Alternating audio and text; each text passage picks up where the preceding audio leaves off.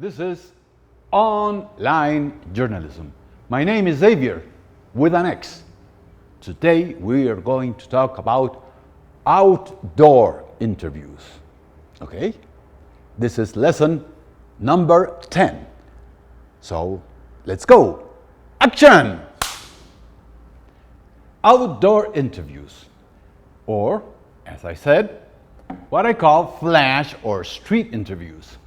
We can also include here the indoor interviews that are made really fast in a hallway or something like that, because you really don't have time to set up or to arrange anything. So these are going to be, we're going to talk about flash, I mean the interviews on the run. Okay, basically you need at least two people to do these type of interviews, the cameraman and the reporter. Also, depending on the urgency and the number of journalists that are covering that event, and how fast and how long you have to run after the subject of your interview, I really recommend three people. Why?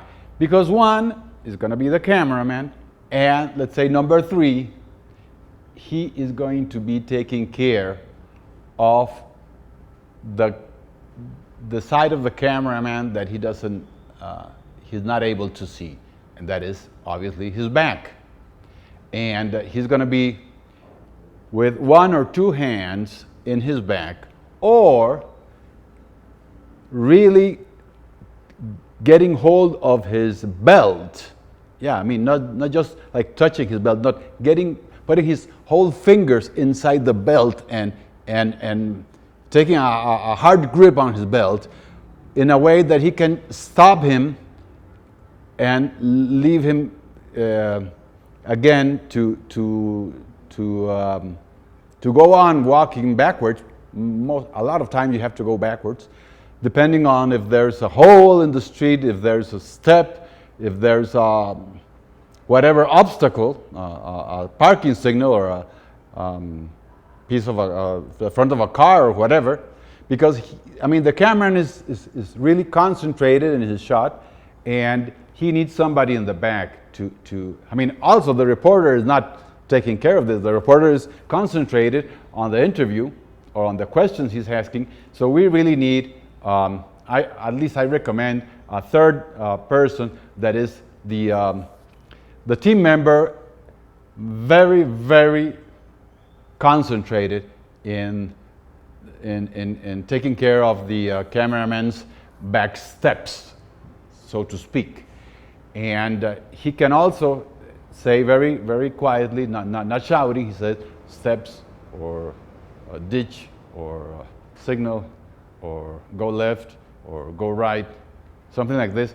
And he doesn't have to, stop him like with a one big push. No, he just has to lower the advance of the cameraman so he knows that there's an obstacle coming, okay?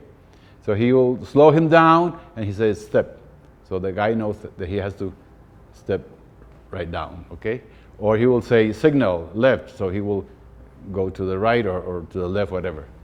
So obviously you should plan ahead. If you know that the certain judge is going to be coming from his car up the steps of the court and onto the hallway, then you more or less know what kind of steps or where is the best place that you can, let's say, try to get the interview or these fast flash interviews without having a lot of terrible problems in the terrain. Okay, so that is a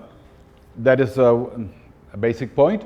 Another one is that you have to start recording from the beginning. In most of the interviews, you just kind of set up, let the interviewed person be there, maybe brush his hair, am I handsome, whatever, and then you start the interview. And this kind of interview, you just start recording from the moment the guy arrives. Because if he doesn't say anything, at least you will have his image coming in to the courthouse or the parliament or the district attorney's office or the school or whatever place you are, and at least you can say he didn't want to talk, and we see him as he arrived in the building and he says, no. Probably that we may only get that, but we should be sure to have that on tape. Okay, some cameras, the most modern cameras, have a feature that I'm not sure the name, I will call it pre-recording. And what is this? You have to set up in the menu, and they will be recording 20 seconds or 30 seconds or 10 seconds before you push the record button. In other words, if you are waiting for a famous movie star for a concert, and you say, well, she's going to be arriving in the next 10 or 20 cars that are coming right here in the front gate of the concert hall, and but you don't know which one, then you just frame every car that is coming up, and the moment that you see her, you press the record button, and the camera automatically will record the 20 seconds before. So you will have the car arriving and the lady coming out. So you're not going to waste a lot of footage or just have her stepping out. So you will have like this segment that will work very nicely. But remember, the camera will record what it is on the frame. So if you have your camera pointing down to the sidewalk, then you will have 20 seconds or 30 seconds of the sidewalk. So you have to be with the car in the frame. So you say, maybe this one is? Oh, no, it wasn't. Maybe this one? Yeah. And then you just let go the record button, and then you'll have this pre-recorded feature. It's very neat, very, very nice if you have it. But then you have to remember, because otherwise, probably you should change it later, because then you're going to have 20 seconds or 30 seconds of everything you recorded that day before you push the record button. So that will be a waste of time and memory stick and everything. Well, anyway, another thing, the microphone. We have a special section on microphones, but probably this is the best microphone in the world for reporters, and especially good for street flash reporting. And this microphone is supposed to be used at this distance, okay? 1 fist away from the mouth. Your mouth or the guy you're interviewing, okay? So you just go like this, okay? And this is a great microphone. This microphone just gets the words of a person and really diminishes, I would say even erases all the other background. There could be, a strike in the background, a plane in the background, and I'm serious because I've tested it. A big truck in the background, a big machinery, and it will sound perfect, okay? And you don't have to shout. You don't have to shout. You say, Mr. Mayor! I mean, that is lousy reporting.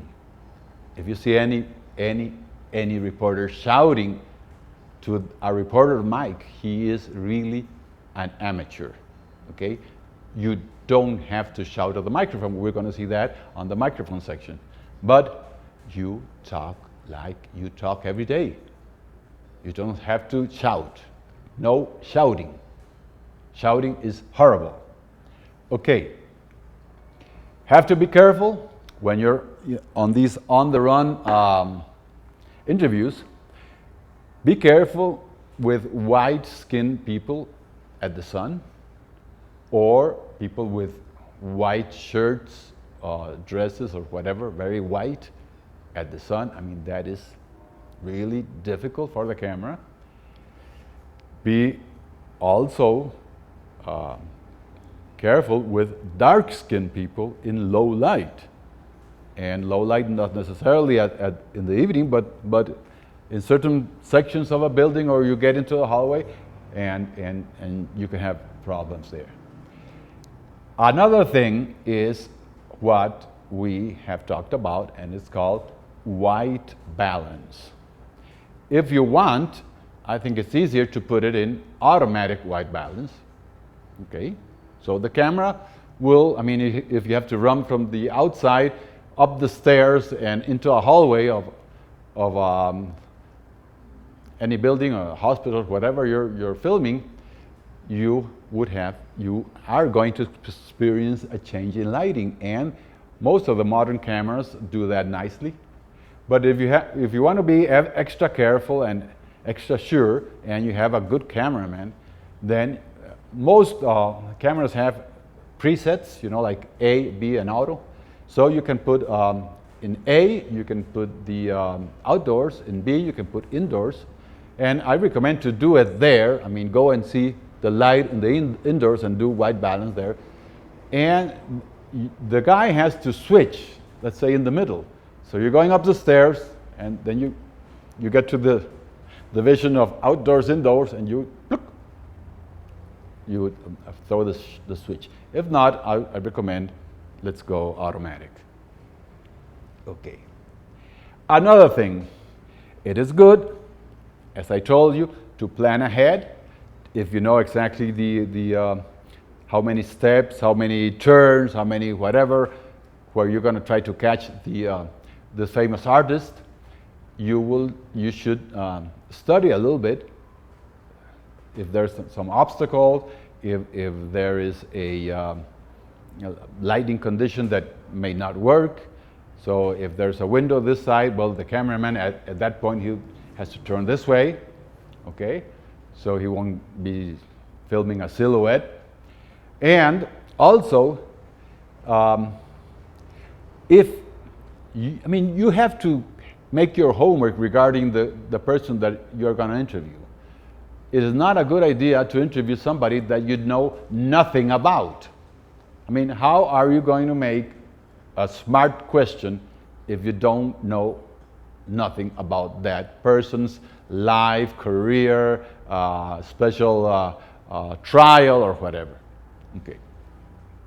Another thing, what is the good thing to do when the people doesn't want to get interviewed, doesn't want to get filmed?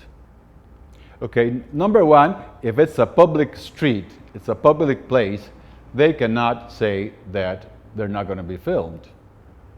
And we're going to have a special section on rights and, let's say, camera harassing. I mean, that's another thing. We're talking about a newsworthy opportunity of a person that is famous or that is public and is going to a public place.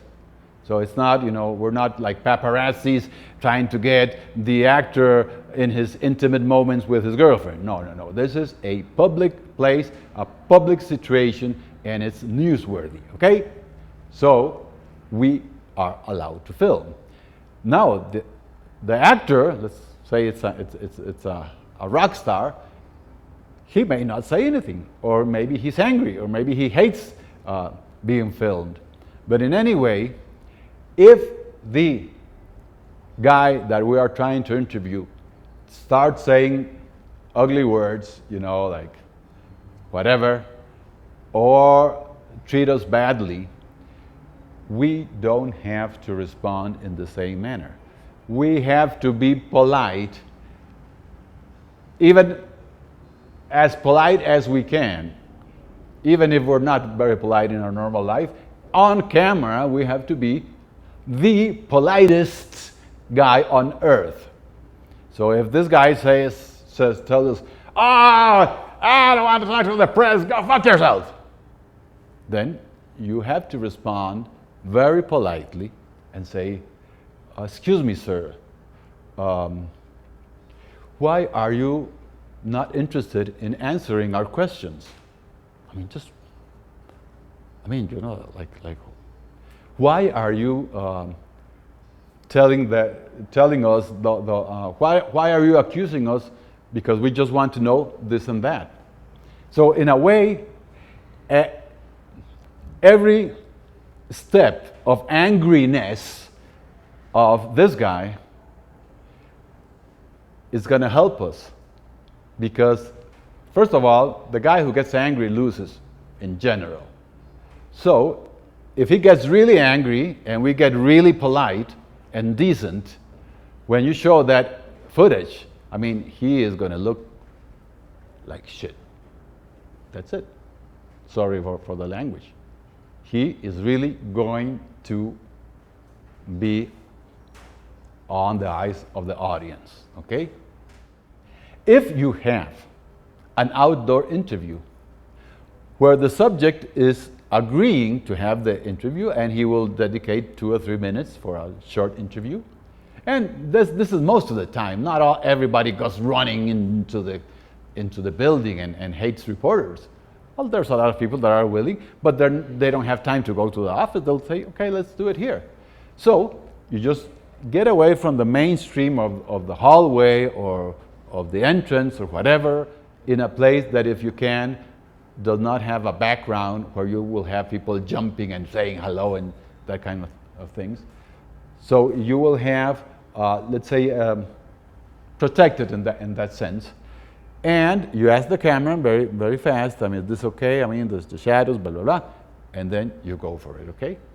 But in any case, I would recommend to roll the tape from the beginning, because these are fast interviews, and it may be nice to have the guy stepping out and talking to the reporter and agreeing to the interview, and then you can cut to a couple of sound bites of the mayor or whatever rock star saying hello to whatever he has to say, and then he goes in. So it's nice because you see the whole sequence. So you say Madonna came to town, so she gets out the car, says hello, blah, blah, blah, a couple of things, and then she goes to whatever place, concert, or where she has to go. And that is nice. Now remember, the main point, the main tip I'm going to say today, you have to fight for the mic. You have to fight for the mic. You can never, ever let the mic go. You can never, ever let the guy you are interviewing take hold of the mic. You have to fight if necessary. You have to, even if you're in a live interview, never, ever let go of the mic. The mic is your career. If you let go of the mic, that's it. You're finished. The one that has the mic has control. So if you leave the mic in other hands, then why are you there? Why is the TV station or the web program paying you to be there? Because you're not necessarily, you don't do anything, you don't even hold the mic. So remember, fight for the mic as it was your life. May not be your life, but it's your career. If you let go the mic, you're finished. Okay, now homework. And the homework is, well, the homework is to see your local newscast and on TV, or maybe you can Google. There may be some videos on YouTube regarding these flash street interviews where you can take notice of the relationship between the cameraman, the subject, the reporter, if he's looking left or right, the environment, the background, and that has to be chosen really fast because of the conditions we've talked about today. And I think this will help you organize and be ready for the flash interviews you're going to do in the near future. So, well, that's it for today. Take care.